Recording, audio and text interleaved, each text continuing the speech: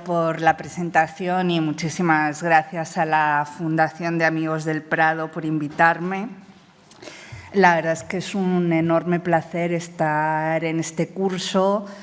que además creo que continúa con una línea muy relevante que ha iniciado el Museo del Prado en los últimos años de poner en valor el legado de las mujeres artistas y que me parece esencial. Como decía Nuria, voy a hablar sobre algunas de las estrategias que desarrollaron las artistas en las vanguardias históricas,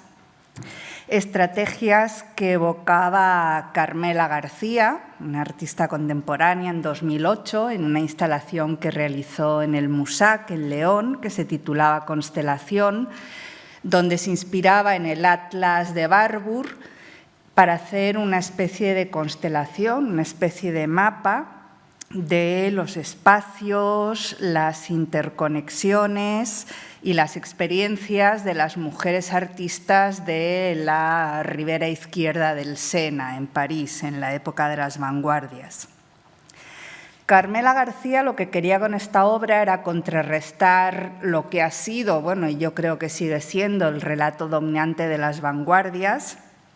que es un relato que durante décadas, como sabemos, ha ignorado la aportación de las mujeres.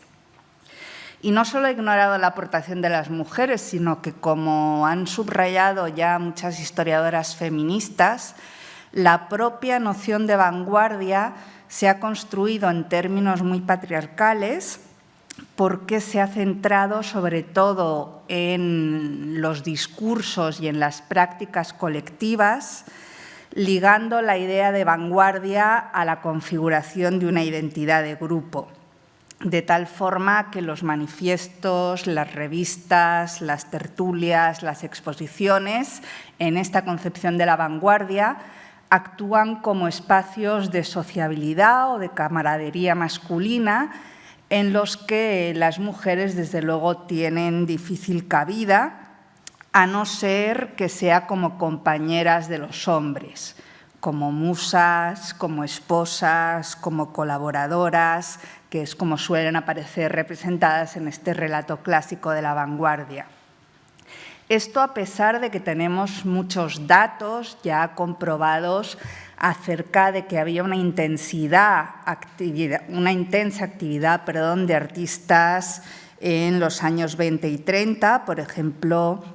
Catherine Gonard y Elisabeth Le Bovici han hecho un recuento del número de artistas que estaban trabajando en los años 20 en París y han hecho un recuento de 3.000 artistas, mujeres, trabajando en ese momento en los grupos de vanguardia.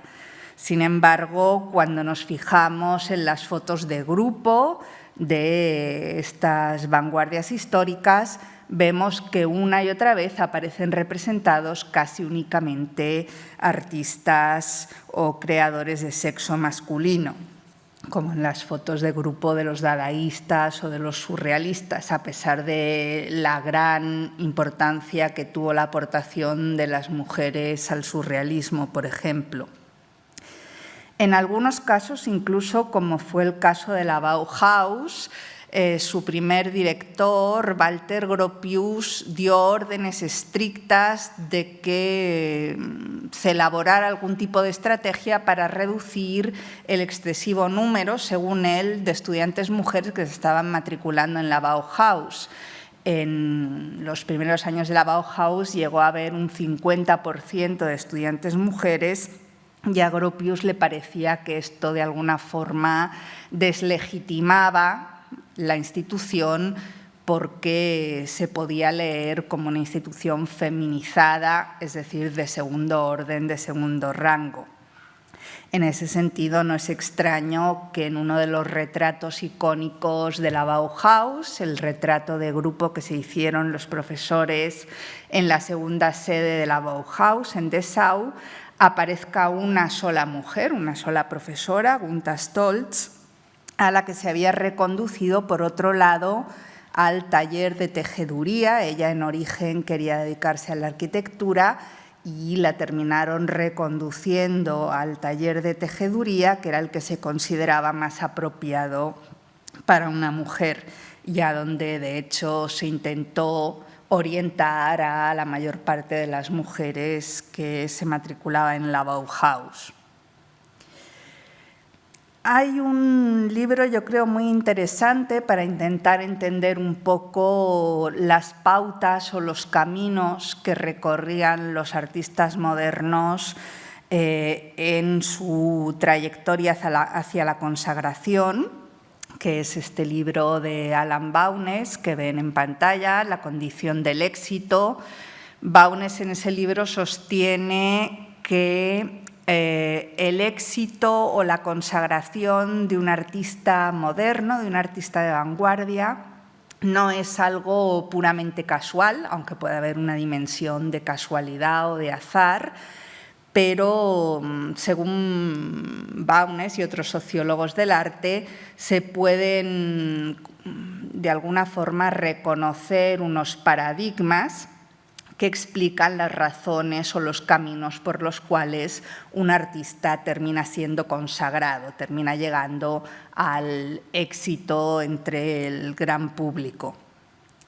De hecho, Baunes propone un esquema, el esquema de los círculos de reconocimiento, para intentar explicar esa trayectoria del artista moderno hacia la fama, y él concibe el recorrido de los artistas como un recorrido acumulativo que se sucede a través de 4 círculos. El primer círculo, según Baunes, está compuesto por los pares del artista, los otros artistas, los escritores que están en el círculo de la vanguardia, los amigos. Es decir, que para triunfar, un artista tiene que ser reconocido por sus iguales, por sus pares.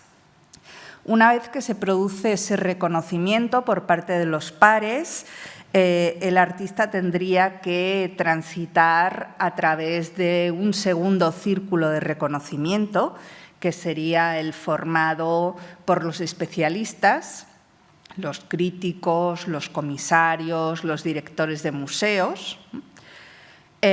A partir de ahí pasaría, si es que triunfa, a un tercer círculo de reconocimiento, sería reconocido por el mercado, por los coleccionistas, por los marchantes, su obra empezaría a ser valorada en términos comerciales y finalmente esto le llevaría al cuarto círculo de reconocimiento, donde sería reconocido por el gran público, y es ahí donde se podría decir que un artista ha sido consagrado, ha llegado a ese nivel de la fama o la consagración. Bien, si asumimos este esquema de Baunes, podemos entender un poquito por qué muchas de las mujeres artistas de la vanguardia han tenido un reconocimiento escaso o al menos un reconocimiento muy tardío, y en parte yo creo que se debe a la dificultad que han tenido de atravesar ese primer círculo de reconocimiento, a la dificultad que han tenido de ser reconocidas en su momento por sus pares, por otros artistas, por los escritores, por los personajes de la vanguardia, precisamente porque esa vanguardia se había definido como un coto masculino. En ese sentido, tendríamos que preguntarnos cómo lidiaron las mujeres artistas con esas exclusiones, cómo se construyeron como artistas modernas cuando el término artista moderno era un término que había sido definido en términos masculinos. Cómo negociaron esa condición que era un poco resbaladiza de estar al mismo dentro de la vanguardia y fuera de ella, porque no eran totalmente reconocidas por los otros miembros de la vanguardia. Y qué estrategias alternativas de reconocimiento pusieron en práctica estas artistas, ¿no?, para intentar ser visibles, intentar ser reconocidas. Para poder responder a algunas de estas preguntas, yo creo que es importante dejar de describir siempre o de pensar siempre a las mujeres artistas en su relación con sus colegas de sexo masculino y empezar a pensar en las relaciones que tenían entre ellas, como hacía un poco Carmela García en la instalación Constelación que veíamos al principio. Si pensamos en esas relaciones y en esos encuentros entre ellas, entre mujeres, nos damos cuenta de que existieron multitud de espacios de intercambio, de encuentro, que funcionaron como redes de apoyo mutuo y también como redes de autolegitimación para las artistas, precisamente porque no tenían la posibilidad de ser reconocidas como iguales en esas redes vanguardistas que ya estaban formadas.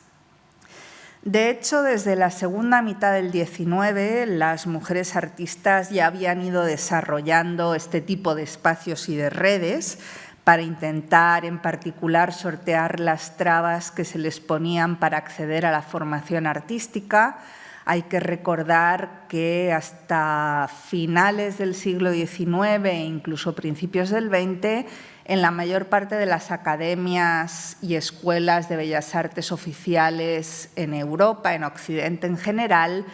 no se admitió la integración plena de las mujeres, ¿no? Tuvieron que esperar hasta principios del XX para poder cursar los estudios de la misma forma que lo hacían sus compañeros de sexo masculino. Esto hizo que a lo largo del XIX, sobre todo ya digo en la segunda mitad, se crearan escuelas de enseñanza artística específicas para mujeres, como la South Kensington School of Art, que vemos en pantalla, aunque la mayor parte de estas escuelas, también hay que decirlo, se concentraron en el dibujo o en las llamadas artes aplicadas, que era el tipo de actividad artística que se consideraba más propia de las mujeres. Además de esto, también en el XIX algunas mujeres artistas empezaron a abrir sus estudios, mujeres artistas que habían tenido éxito, empezaron a abrir sus estudios privados a estudiantes de sexo femenino, convirtiéndose en mentoras de otras mujeres, y un ejemplo es el que tenemos en pantalla, el de la artista catalana Lluïsa Vidal, que impartía lecciones de pintura para señoritas en su estudio de París, y algunas pintoras incluso ofrecían a sus alumnas la posibilidad de practicar el dibujo del modelo desnudo, que era una posibilidad que les estaba prohibida, que les estaba vedada en las escuelas oficiales de Bellas Artes. Este tipo de redes de colaboración siguieron existiendo en el marco de las vanguardias e incluso se acentuaron, se hicieron más fuertes. Un caso es el de la escritora y poeta norteamericana Nathalie Barney, que dedicó todos sus recursos económicos a organizar una comunidad de mujeres a la que apoyó económica y también moralmente. Y, de hecho, en 1909 creó un salón lésbico que se haría famoso en su casa de la Rue Jacob de París, un salón en el que participaron mujeres muy conocidas hoy como Gertrude Stein o la escritora Colette o la mecenas Peggy Guggenheim, y en el que se organizaban conciertos, actuaciones, performances, pero que sobre todo servía para compensar, ¿no?, esa imposibilidad que tenían las mujeres de participar en las redes y en los espacios de encuentro de los círculos de vanguardia masculinos. Otra estrategia esencial en ese sentido fue la creación de circuitos expositivos para mujeres, que nos encontramos realmente en muchos lugares de Estados Unidos, Europa o América Latina. Un ejemplo lo tenemos aquí, las exposiciones que organizó el Club Argentino de Mujeres en Buenos Aires, las que organizó más cerca de nosotras el Liceum Club Femenino en Madrid, o también las exposiciones anuales que organizaba la Société des Femmes Artistes Modernes en distintos espacios de París. Este tipo de eventos intentaba cumplir varios objetivos. Por una parte, dar visibilidad a la obra de las mujeres, facilitar su circulación comercial, que fueran conocidas para poder ser compradas por coleccionistas o por marchantes de la época, pero también eran espacios de legitimación simbólica. Eran espacios en los que de alguna forma las mujeres se reafirmaban en esa condición de artistas modernas que les era negada en los espacios más al uso de la vanguardia. Es interesante en ese sentido, por ejemplo, que en las exposiciones que organizaba la FAM en París dedicaban una parte de la exposición a hacer un homenaje a una mujer artista del pasado. Hicieron homenajes a Berthe Morisot, a Mary Cassatt, a Maria Blanchard, creando una especie de conexión entre el pasado y el presente, creando una especie de genealogía femenina en la que las mujeres artistas de la vanguardia podían reconocerse, ya que esa genealogía femenina estaba excluida de los relatos de la vanguardia. Estas exposiciones a veces permitieron incluso intercambios a nivel transnacional. Un ejemplo interesante es el del Club Artístico de Mujeres de Zagreb, para que veamos que este tipo de organizaciones femeninas realmente se dieron en lugares muy diferentes, en países muy diferentes, ¿no? Las mujeres estaban organizando al mismo tiempo para darse a conocer y para apoyarse mutuamente. Este Club Artístico de Mujeres de Zagreb organizó varias exposiciones de carácter internacional. En el 38, por ejemplo, montó esta exposición de mujeres artistas búlgaras, gracias a la cual establecieron toda una serie de redes con Bulgaria. Y también el mismo año organizaron la exposición de La Petite Entente, una exposición que reunió obras de mujeres artistas de Checoslovaquia, Rumanía, Yugoslavia, y que viajó por 9 ciudades y 3 países diferentes, es decir, que eran redes que operaban incluso a nivel transnacional. En muchas de estas exposiciones, además de los géneros artísticos tradicionales, la pintura, la escultura, la arquitectura, también se consagra un espacio importante a las artes aplicadas que, como decía antes, habían sido desde el XIX un terreno especialmente cultivado por las mujeres. Había sido un terreno especialmente cultivado por las mujeres, en primer lugar, porque dadas las dificultades que tenían para formarse en la enseñanza oficial o que tenían, por ejemplo, para cultivar el estudio del desnudo, que durante mucho tiempo fue casi indispensable para cultivar determinados géneros pictóricos, muchas, por esas razones, se redirigían al campo de las artes aplicadas, pero también porque era un campo que se consideraba propicio para las mujeres y su presencia era mucho más tolerada, porque era un campo que se asociaba con lo doméstico, con el hogar, con la casa, y en ese sentido tenían muchas más facilidades o menos oposición para cultivar este tipo de prácticas artísticas. Esto a su vez llevó, claro, el hecho de que las artes aplicadas fueran desarrolladas muchas veces por mujeres, llevó a que su consideración dentro de la jerarquía de los géneros artísticos fuera menor. Eran prácticas feminizadas y, como estaban feminizadas, eran consideradas de segundo rango. Y como eran consideradas de segundo rango, entonces estaban feminizadas porque se permitía a las mujeres que accedieran a ellas. Es decir, era una especie de círculo vicioso que lo que hacía de algún modo era apartar a las mujeres de esos círculos de reconocimiento de Baunés que veíamos hace un ratito.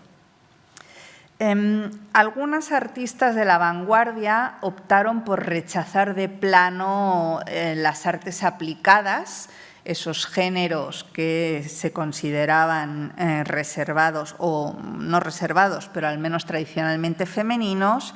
y decidieron apostar por géneros que se asociaban a los hombres, como el desnudo.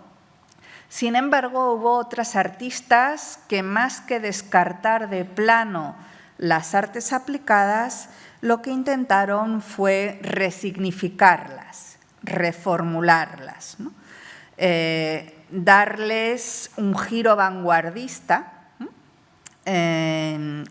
intentando desviarlas de ese espacio simbólico de la domesticidad al que las artes aplicadas generalmente estaban asociadas.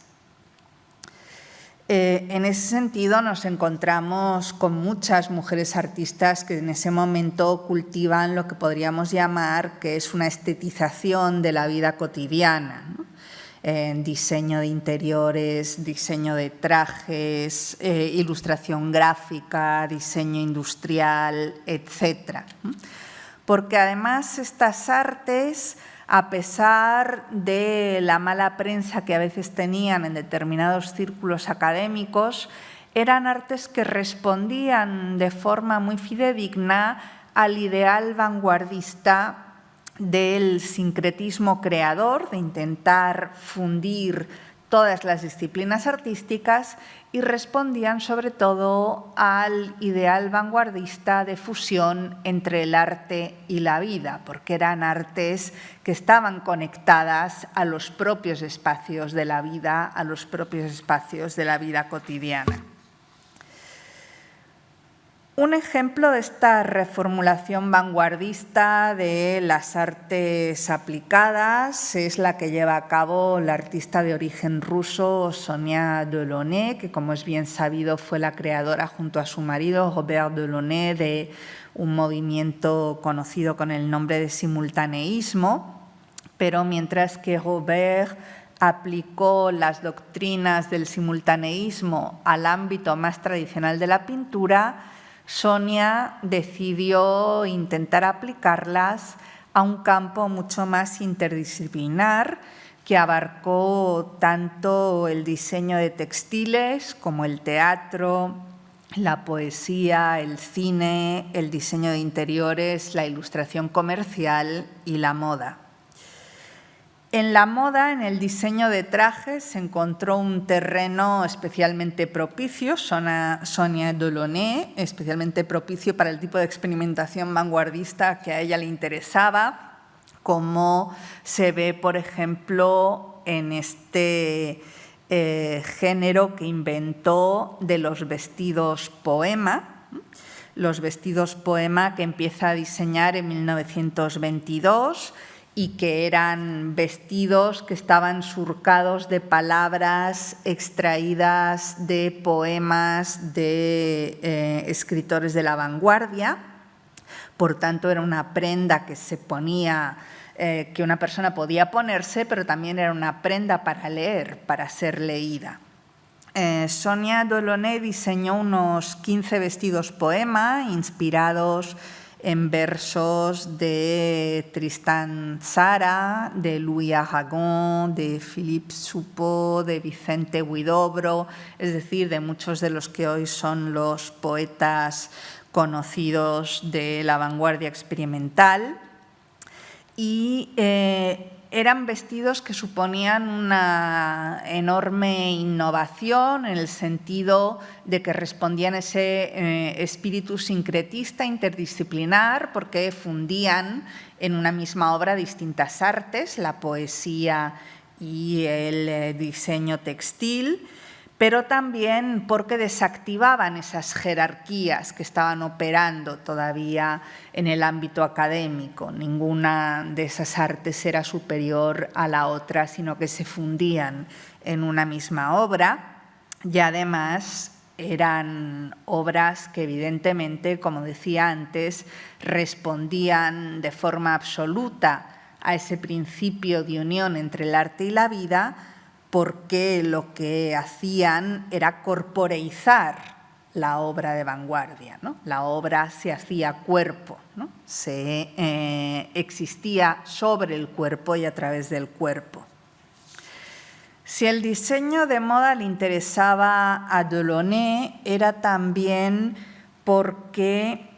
era un género que estaba ligado al modelo de mujer moderna que surge en Europa y en Estados Unidos después de la Primera Guerra Mundial, una mujer moderna que, como sabemos, renuncia al corsé, deja atrás el tipo de vestimenta típica del 19, las sobrefaldas, los corpiños, los corsés, todos esos elementos que constreñían el libre movimiento de las mujeres.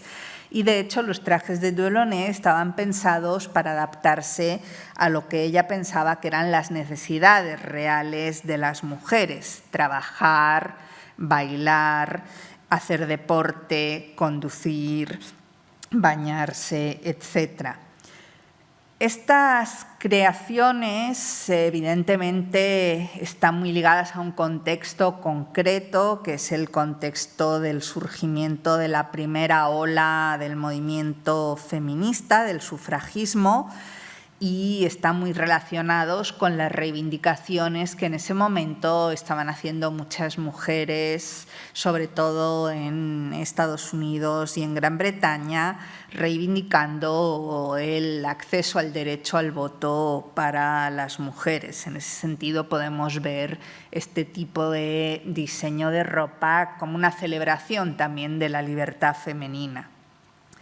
Además de esta dimensión política, son vestidos que tienen una dimensión performativa muy interesante. Delaunay había colaborado con el coreógrafo Diaghilev en el diseño de vestuario para los ballets rusos en París y había desarrollado a raíz de esta colaboración un interés muy marcado por la relación entre el cuerpo y el vestido, el cuerpo en movimiento y el vestido.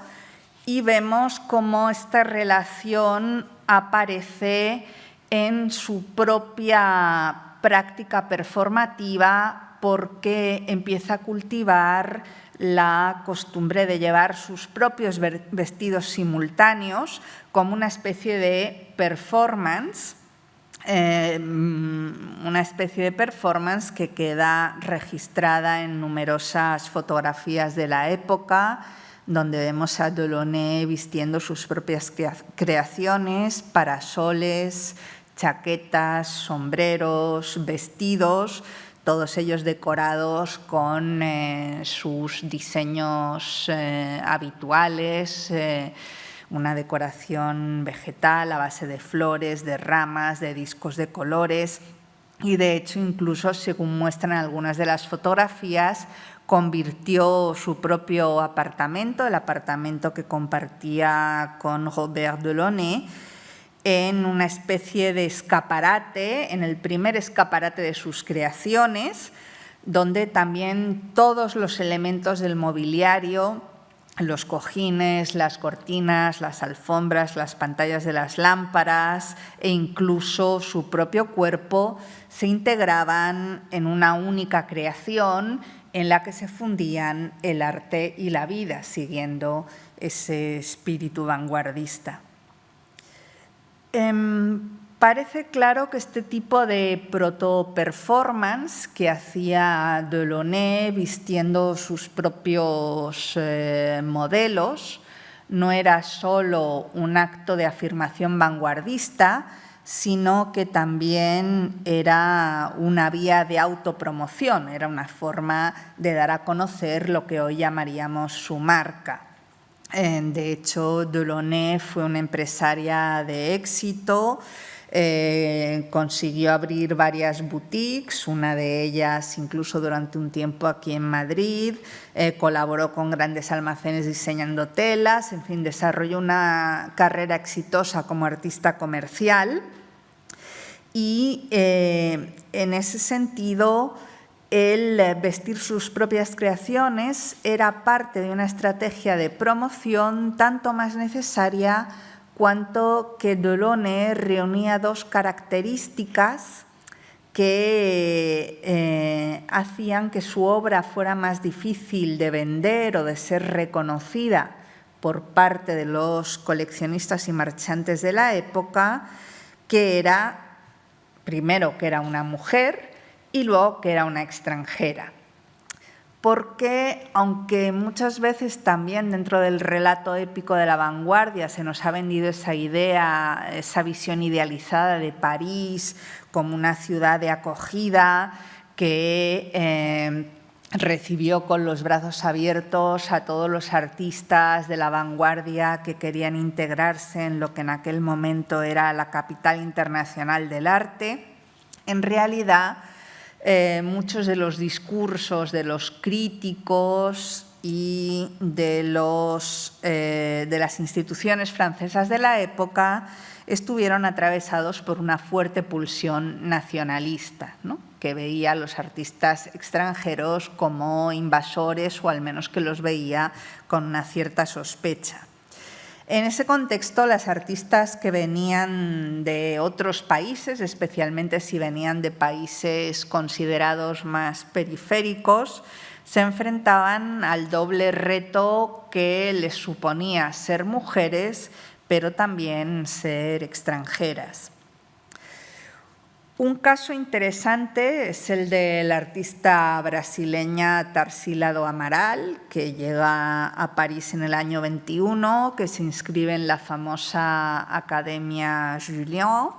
y que en esa época al principio empieza a hacer cuadros directamente inspirados en el postimpresionismo europeo, pero luego deja la academia, se hace alumna de Ferdinand Léger y en solo 2 años recorre un trecho muy largo estilísticamente y va evolucionando hasta crear en 1923 uno de sus cuadros más famosos, La Negra, que es considerado habitualmente como una de las obras pioneras de la vanguardia brasileña, de lo que los brasileños llaman el modernismo brasileño. En una carta a su familia, ella misma reconocía que este cambio, paradójicamente, había sido motivado por el interés que las vanguardias europeas prestaban a las culturas no europeas, a las culturas consideradas exóticas. Leo lo que decía ella en esa carta. Me siento cada vez más brasileña. Quiero ser la pintora de mi país. En arte quiero ser la campesina de San Bernardo, que juega con una muñeca de paja, como en el cuadro que estoy pintando en este momento. No penséis que esa tendencia está mal vista aquí. Todo lo contrario. Lo que quieren es que cada uno aporte la contribución de su propio país. De ahí el éxito de los ballets rusos, las estampas japonesas y la música negra.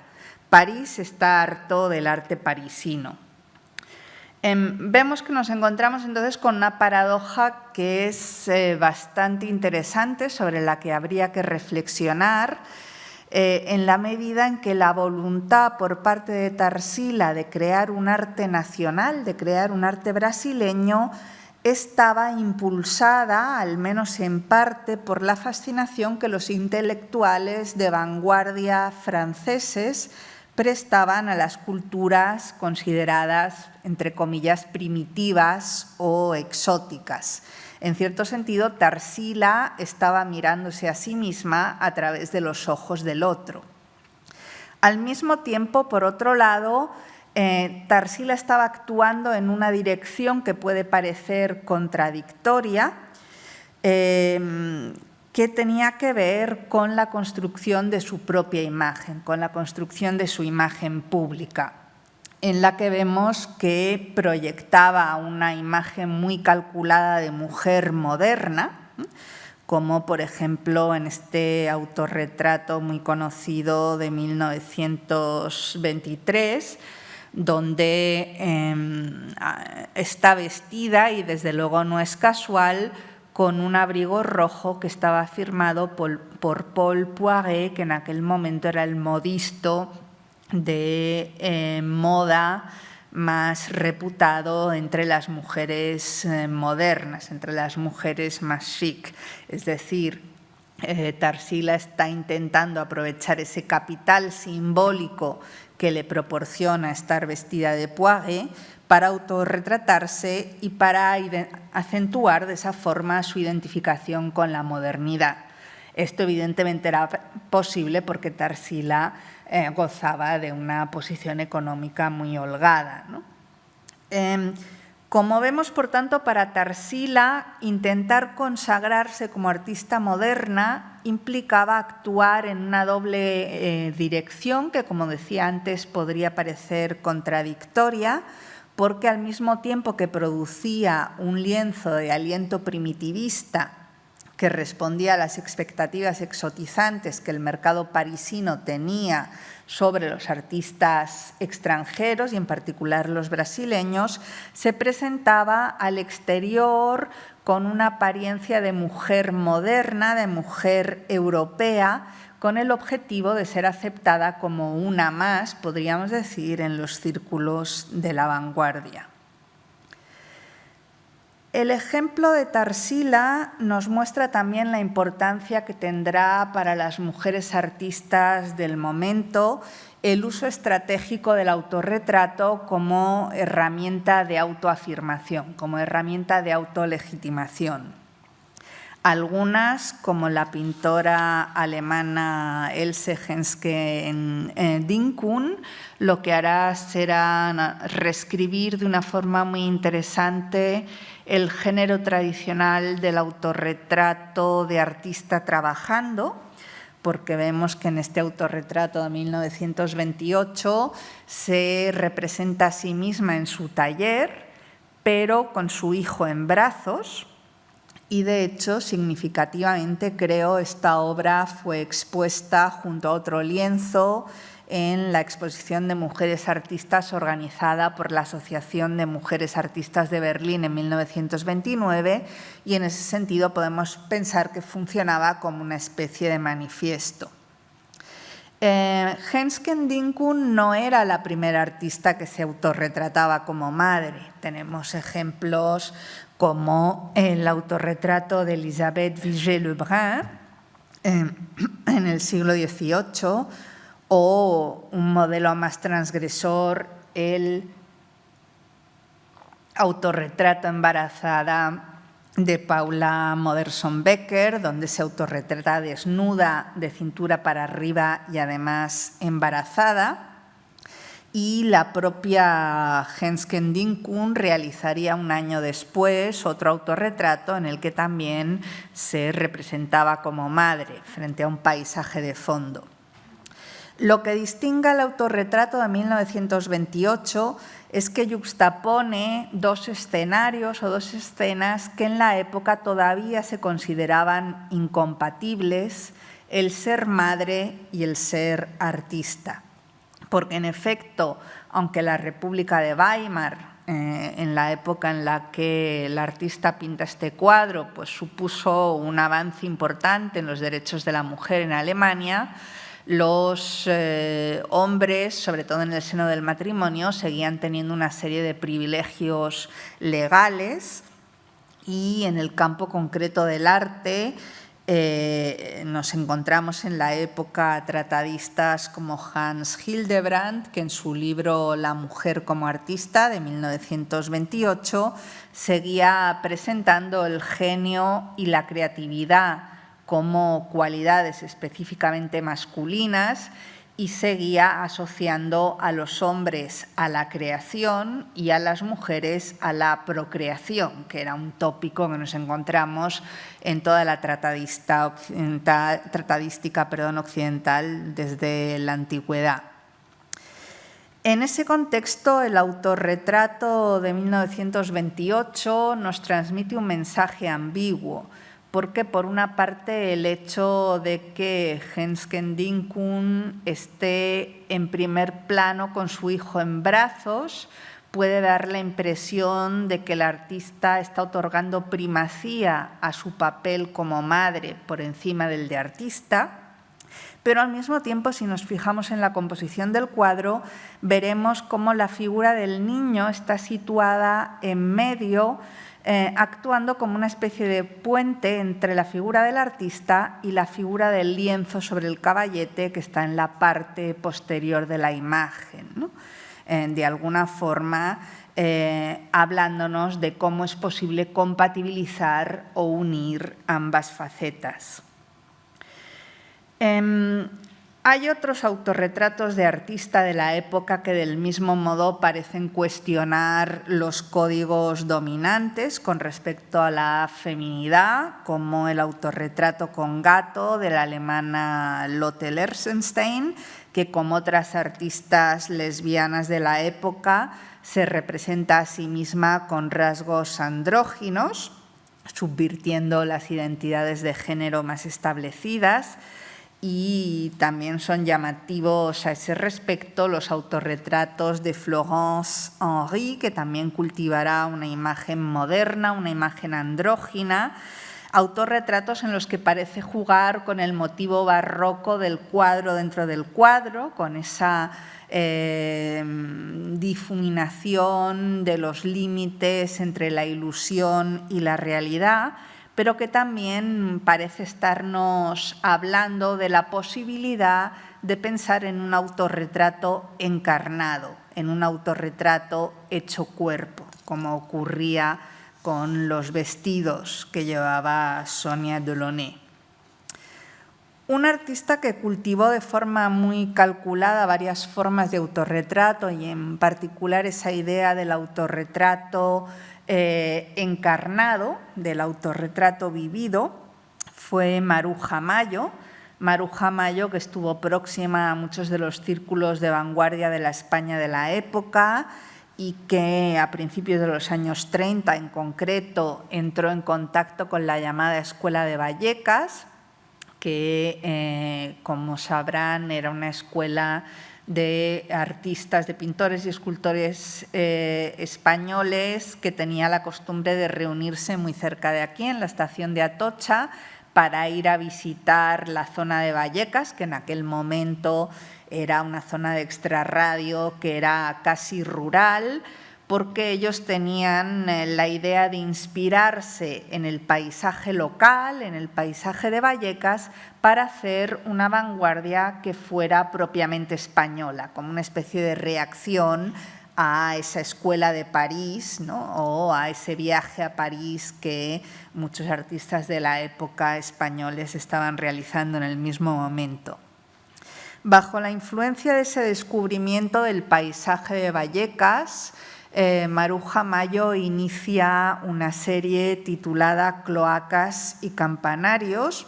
una serie que nos transporta a un universo oscuro, sórdido, un universo poblado de esqueletos, de excrementos, de zapatos abandonados, de sotanas vacías, de espantapájaros, de trozos de tierra resecos, todo lo que ella encontraba en ese paisaje semirrural de Vallecas. Pero lo interesante es que esta actividad de Maruja Mayo como pintora se completa con una faceta performativa, como vemos en esta serie de fotografías tomadas por su hermano Justo en la Sierra de Madrid, en Cercedilla, fotografías en las que el artista se retrata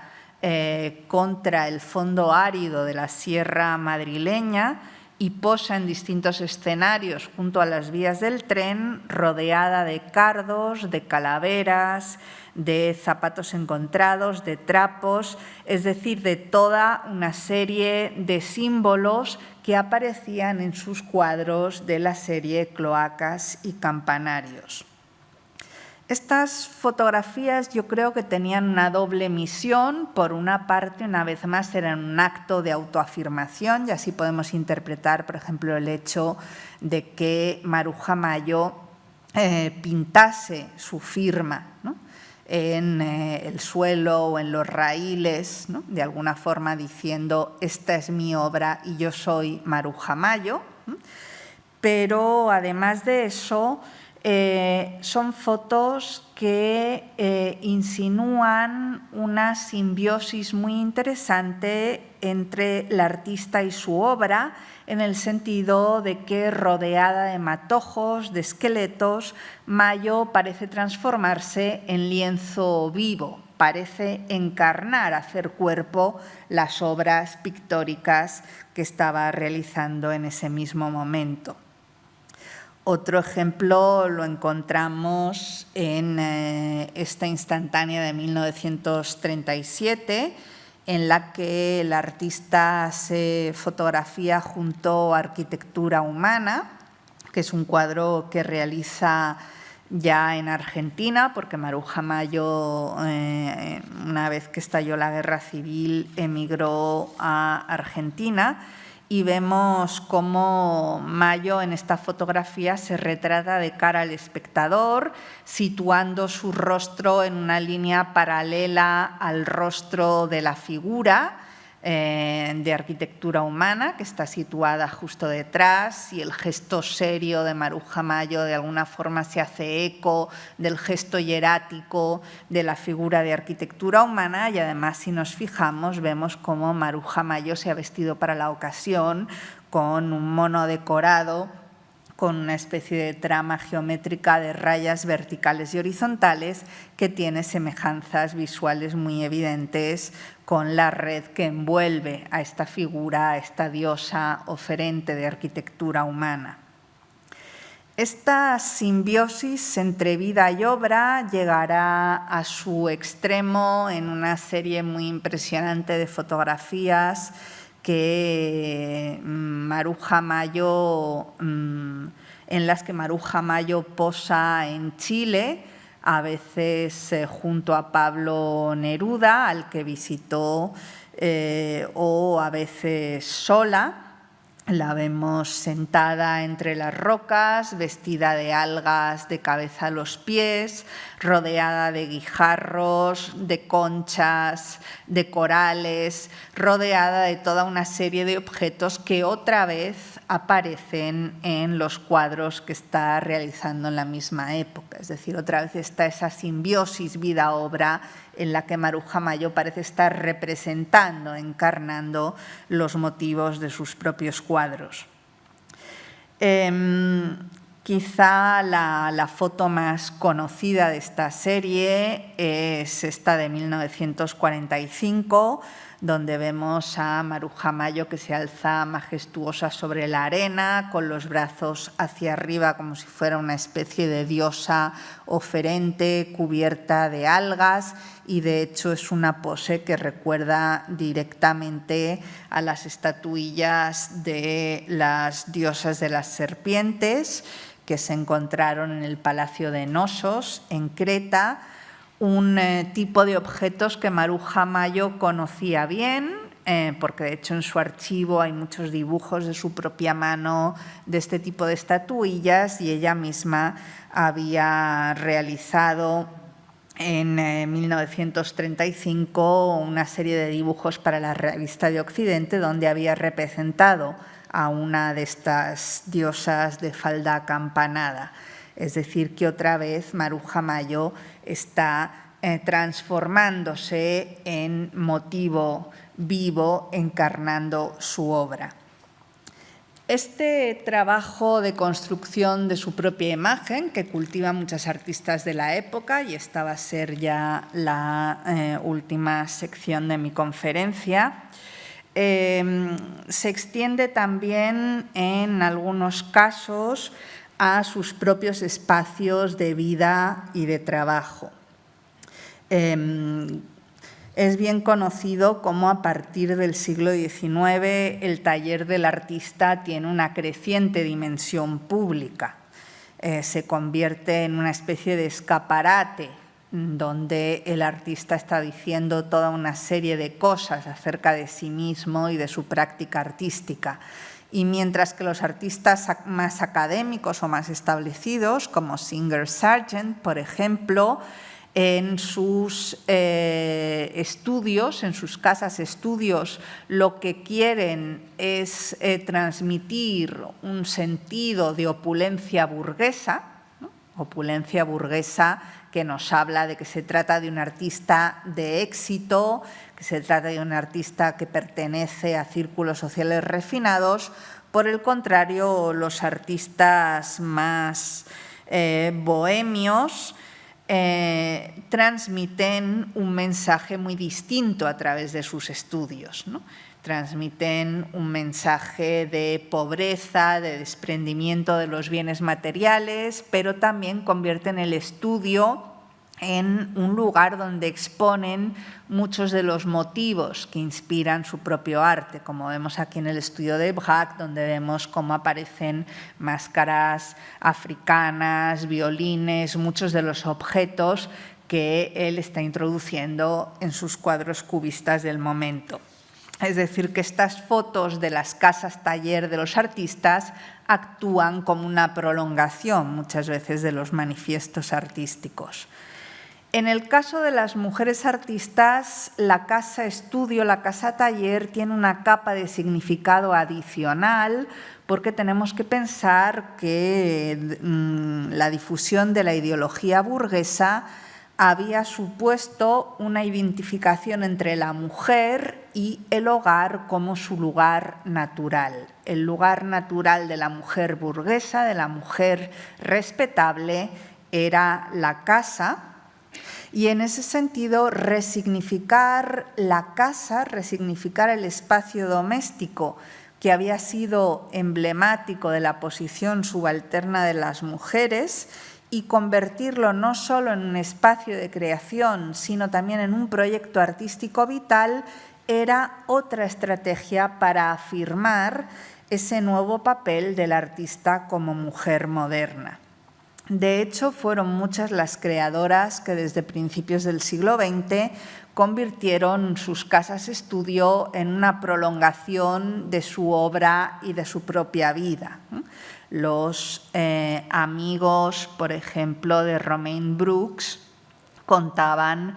cómo su estudio estaba decorado, su casa estaba decorada en colores que eran una prolongación de los tonos sombríos de sus cuadros, en colores gris, blanco y negro. La propia artista iba siempre vestida de gris, de blanco y de negro, que eran los colores que nos encontrábamos en los retratos que hacía de sus amigas vanguardistas. Del mismo modo, Tamara de Lempicka también convirtió su casa taller de la Rue Méchain en París en parte de una estrategia de autoafirmación. Fue aconsejada, de hecho, por su hermana, que era arquitecta, Adriana Gorska, que le recomendó que comprase una vivienda firmada por Robert Mallet Stevens, que en aquel momento era el arquitecto de moda entre la gente chic de París, y vemos cómo Lempicka se instala en una vivienda ultramoderna, funcional, desprovista de cualquier tipo de detalle sentimental, con espacios luminosos pero fríos, tubos que quedan a la vista, mesas de acero, sillones modernos, un espacio que pretendía ser un espejo en el que se reflejaba la modernidad de la propia artista. Y de hecho muchas revistas de la época hablaban de la complementariedad entre la imagen del artista, que era adulada en aquel momento por su elegancia, por su belleza, por su modernidad y el ambiente de su apartamento en el que recibía al todo París y que se convertía de esta forma en un escenario en el que Lempicka representaba su papel de mujer sofisticada, de mujer y de artista moderna. Un caso más llamativo todavía es el de la bailarina y performer española Tórtola Valencia. Valencia, que pertenece a una generación de bailarinas como Isadora Duncan o Ruth Saint-Denis, que renovaron la danza de la época con unas coreografías en las que buscaban lo natural, la improvisación, la espiritualidad, la intensidad de la expresión y sobre todo el eclecticismo, porque eran coreografías que bebían de tradiciones muy diferentes y en el caso de Tórtola de Valencia,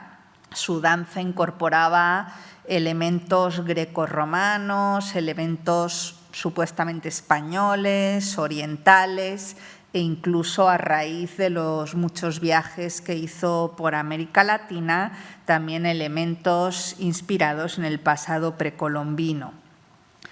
Otro rasgo en común entre toda esta primera hornada de bailarinas es que fueron de las primeras que pusieron el acento en el control de su imagen pública, intentando convertirse en sujetos y no en objetos de la representación. En el caso de Tórtola Valencia, ella creó una verdadera leyenda en torno a sí misma y, de hecho, todavía hoy hay muchas dudas acerca de su biografía,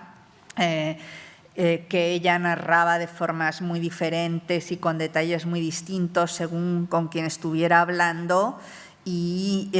donde pues, parece que se inventó unos orígenes misteriosos que cimentaban su propia leyenda y su propia imagen. En este sentido, la vida y la obra de Tórtola Valencia también corrían en paralelo y su cuerpo se convertía en una superficie decorada a través de la cual pues transmitía esa imagen legendaria que se hacía pública y se hacía famosa a través de la circulación de postales que muchas veces ella incluso retocaba personalmente y que hicieron que en su época, aunque ahora está muy olvidada, que en su época fuera una bailarina que llegó a ser muy conocida entre el gran público. Una imagen que construía no solo en sus espectáculos de danza, no solo en estas fotografías y postales, sino también en las performances improvisadas que organizaba en las calles, en las playas o, como vemos aquí, en un transatlántico que también era un espacio emblemático de la modernidad en aquella época. Valencia era una ávida coleccionista y esa personalidad, esa imagen, se expandía hacia su propia casa. Su casa rebosante de elementos decorativos en una especie de horror vacui que responde a esa idea de la casa como una suerte de museo público del yo, en el que el artista, como vemos, posa convertida en una diosa o convertida en una estatua más de su colección. Y de hecho, como reflejan algunos testimonios de las personas que las trataron, esta necesidad de decorar su entorno, de convertirlo en una prolongación del yo, se extendía incluso a las habitaciones de los hoteles en los que se alojaba cuando viajaba. El último ejemplo que quería citar de este papel de la casa estudio como herramienta de autolegitimación es el de la artista norteamericana Georgia O'Keeffe en Nuevo México y en concreto el ejemplo de los 2 ranchos que ella adquirió en Nuevo México, como quizá han podido ver en la exposición que está ahora mismo en el Museo Thyssen. En el año 36, O'Keeffe abandona Nueva York y se instala en Nuevo México, donde adquiere 2 casas. Una casa de invierno que estaba situada en Ghost Ranch, a 30 kilómetros del pueblo de Abiquiu, y una casa que ocupaba en verano en el propio pueblo, donde solía cultivar su propio huerto, que era más apta para la vida en el verano. Las 2 viviendas respondían al prototipo de arquitectura vernácula, eran casas sencillas de adobe en forma de U, organizadas en torno a un patio interior, pero lo interesante es que fueron ampliamente restauradas y transformadas por la propia Georgia O'Keeffe para adaptarse a sus gustos y a sus necesidades. En muchas de las habitaciones, especialmente las que le servían para trabajar, O'Keeffe mandó crear ventanas corridas que le permitían aprovechar la luz al máximo, pero que también le permitían fundirse con ese paisaje de Nuevo México que protagonizaba también gran parte de sus cuadros. Y O'Keeffe convirtió estas casas en un verdadero proyecto vital. Fue un proyecto sobre el que volvió y trabajó a lo largo de toda su vida. Nunca dejó de transformar las habitaciones, de tirar tabiques, de repensar la decoración de las distintas estancias, de acumular objetos. Es decir, se convirtió en una especie de work in progress en el que estuvo trabajando durante toda su existencia. Como digo, mirando cada detalle, desde el mobiliario hasta la distribución de los tarros llenos de especias o de legumbres en la cocina, y un decorado en el que combinaba objetos muy diferentes.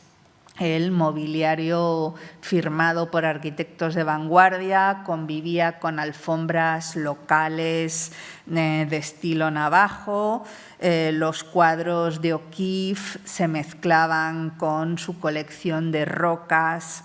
y de cráneos. Las bombillas desnudas colgadas del techo se mezclaban con lámparas japonesas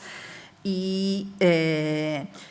todo esto para O'Keeffe era un elemento importante de su creatividad, porque de hecho hay una anécdota que se cuenta en bastantes libros sobre O'Keeffe. Una vez un amigo suyo fue a visitarla a uno de sus ranchos y estaba admirando la decoración y le dijo: esto se parece muchísimo a un templo japonés. Y ella, al parecer, se enfadó muchísimo, dijo: esto no es japonés ni es nada, esto soy yo, esto es puramente mío, ¿no? Afirmando esa idea de que las casas eran una prolongación de su yo, y de hecho había un continuo trasvase entre su vida, su casa y sus cuadros, su vida y sus cuadros, porque vemos como muchos motivos o estancias de estos ranchos aparecen en algunos cuadros que crean la misma época, y vemos también cómo los ranchos se convirtieron en el escenario perfecto en el que O'Keeffe posó para muchos fotógrafos profesionales, de tal forma que el estudio formaba un todo con su obra, pero también con una imagen del yo que O'Keeffe cultivó muy cuidadosamente, sobre todo en los últimos años de su carrera. Bien, para concluir, lo que he intentado analizar en la conferencia son algunas, no todas, evidentemente, algunas de las estrategias que desarrollaron las mujeres artistas en las primeras décadas del siglo XX para posicionarse en ese espacio que, según hemos visto, se definía en términos masculinos y en el que ellas no tenían cabida, sino como actrices secundarias. Y en ese sentido, lo que he intentado transmitir es cómo para las artistas modernas, las artistas de vanguardia, consagrarse como artistas modernas suponía un doble desafío. Suponía un desafío a la tradición académica, al orden burgués, como ocurría en el caso de sus coetáneos varones, pero también suponía un desafío a las lógicas patriarcales a través de las cuales se construía la propia vanguardia. Y hemos visto cómo, lejos de asumir pasivamente los tópicos asociados al arte femenino o a la feminidad, muchas de estas artistas consiguieron resignificar esas categorías, convirtiéndolas en un campo de experimentación vanguardista y convirtiéndolas también en una herramienta de transgresión de los modelos de género establecidos. Muchas gracias.